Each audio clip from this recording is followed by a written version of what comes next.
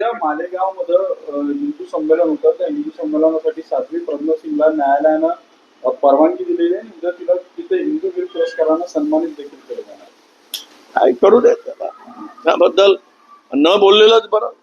न्यायालयांची भूमिका, जर एखाद्या न्यायाधीशांच्या घरात मोठ्या जर नोटा जळलेल्या आहेत की चांगल्या होत्या, आता काय राहिलं आहे देशात? विश्वास ठेवावा कुणावर?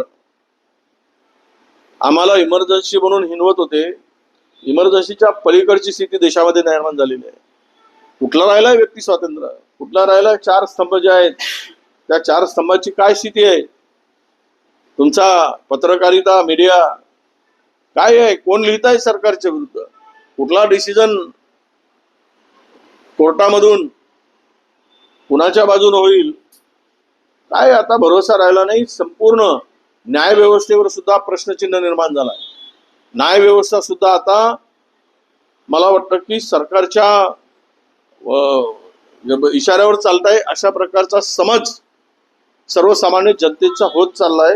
हे अत्यंत वाईट आहे, अत्यंत दुर्दैवी आहे. त्यामुळं भविष्यात इलेक्शन कमिशन असेल, ती व्यवस्था पूर्णतः पुरी आहे, म्हणजे बायस झालेली आहे. न्याय व्यवस्थेवर विश्वास उडत चाललेला आहे. उद्या तुमच्या मीडियाचं जे काही चाललेलं आहे त्याच्यातून फार अडचणी निर्माण होत आहे. आता म्हणजे विरोधक संपवायचा आणि निवडणुका घ्यायच्या, हे जे लोकशाही दाखवायची, हे केवळ ड्रामा आहे. परंतु आज तरी मला असं वाटतं, हे जे तुम्ही जे सांगताय, हे त्यांना पुरस्कारासाठी जर कोर्ट मान्यता देत असेल तर मला वाटतं देश कायद्याने चालत नाही. देशामध्ये कायदा नाही, देशामध्ये संविधान नाही, देशामध्ये लोकशाही नाही, आणि देश हा न्याय व्यवस्थेवर विश्वास ठेवायचं की नाही यावर विचार करेल अशी परिस्थिती आहे. उदयनराजे यांनी सरकारवर सडकून टीका केलेली आहे. जे महापुरुषांचा अपमान करतात त्यांच्या विरोधात कठोर कारवाई कायदे करण्याची मागणी केली असताना ते केलं जात नाही. सरकारचं वेगळी प्रेम आहे का, असा सवाल उदयनराजेंनी विचारला. उदयनराजे कधी कधी खरं बोलतात, तिथे राहून खरं बोलतात. उदयनराजे त्यांच्या डोक्यात एकदा राग आला की तो कशा पद्धतीनं काढतील. खरं बोलतात. काय आहे, कोण फिरताय? जर महापुरुषांचा अवमान करण्याची यादी काढली कोश्यारीपासून, तर राज्यामध्ये किती लोकांवर कारवाई झाली, कुणावर कारवाई झाली? आणि म्हणून महापुरुषाचा अवमान करणाऱ्यांना सरकार पाठीशीच घालते आहे असं चित्र महाराष्ट्रात आहे. त्यामुळे उदयनराजे बोलले ते खरं बोलले. सर, एक प्रश्न असा आहे, नितेश राणे प्रकरणावरून भाजपमध्ये दोन गट निर्माण झाले आहेत. गडकरींचे समर्थक पॅरे खान, राज्य मागासवर्गीय आयोगाचे अध्यक्ष, हे नितेश राणे यांची तक्रार घेऊन पंतप्रधान मोदींची उद्या भेटणार आहे.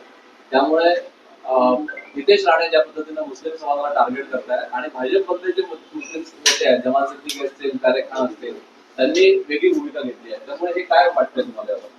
नाही, काय पक्षाची भूमिका काय आहे यावर सगळं आहे.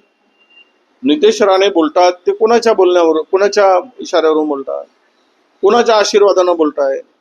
एक व्यक्ती स्पष्टपणे बोलतो, तो सरकारचा आशीर्वाद असल्याशिवाय ही भूमिका घेऊ शकत नाही. त्यामुळे पॅरे खानच्या भूमिकेला फार काही महत्व आहे असं मी मानत नाही. भाऊ, काल अतुल लोंढे विरुद्ध भाजपकडून तक्रार करण्यात आलेली. अतुल लोंढेनं जो आरोप केला होता की प्रशिक पडवेकर हा मुख्यमंत्री कार्यालयात होता आणि मुख्यमंत्री कार्यालयातील काही लोक प्रशांत कोळटकरच्या संपर्कात होते फरारीच्या बाहेर. नाही, मला माहिती नाही, पण मी माहिती घेऊन बोलेल, कारण माझ्याकडे तशा प्रकारची कुठलीही माहिती नाही. कदाचित लोंढेंच्याकडे ती माहिती असेल. लोंढे माहिती असल्याशिवाय बोलत नाही, त्यांच्याकडे ती माहिती उपलब्ध असेल.